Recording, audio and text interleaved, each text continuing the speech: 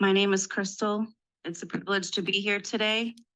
I want to thank the chairman and committee for this opportunity to listen to my personal account of surviving domestic violence, as I strongly support the coercive control bills, H1542 and H1547. These bills are incredibly important to pass to help protect victims and survivors of domestic violence. I have endured horrific psychological, physical, and sexual abuse from my abuser. It first began with his obsession over me using my own phone and me using social media.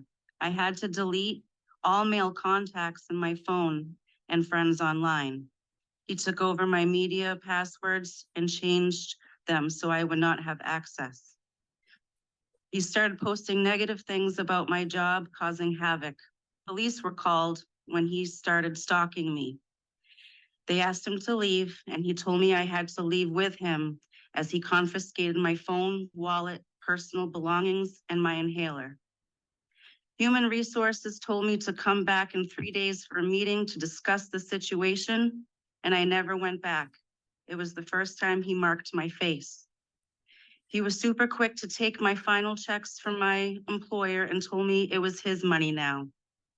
The worst thing to happen shortly after this was COVID. COVID marks the beginning of me being held hostage and brutally attacked every single day.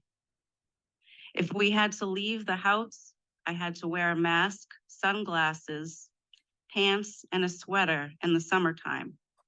My head must be down and my eyes closed while he held my hand and guided me. This happened every single time leaving the house. His reason was that I was his woman and I belonged to him and could not look at any other men. I had to engage in sexual rituals on a regular basis to strive for a forced pregnancy. We had one phone and it was his. He posed as me texting my mother and daughter's family. He then had them believe that we were living a life as Christians on a spiritual journey to follow Christ.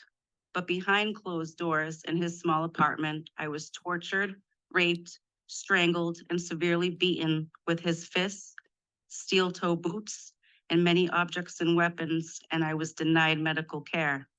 There was zero privacy. This includes showering and using the toilet. Every move was monitored, so I wouldn't leave. He always threatened the lives of my mother and daughter if I left. August 20th, 2020 is my escape/freedom date. We went to a clinic where I faked a suspicion of pregnancy. Due to COVID, he wasn't allowed in the room with me and had to remain in the lobby. My name was called, I got up and never looked back. My abuser was deemed dangerous, but still got out on bail. My abuser is a repeat offender facing zero consequences for what he has done to me. It has been a heart-wrenching 3 years, and I don't feel safe. But I am a survivor, and I'm rebuilding my life. I choose to live my new life gracefully and work towards giving back to the outstanding resources that have helped me along my journey. I'm also going to fight for this cause, which is a dirty secret all over the world, and it needs to change. I will continue to support victims and survivors like myself. Too many do not have an escape story like mine.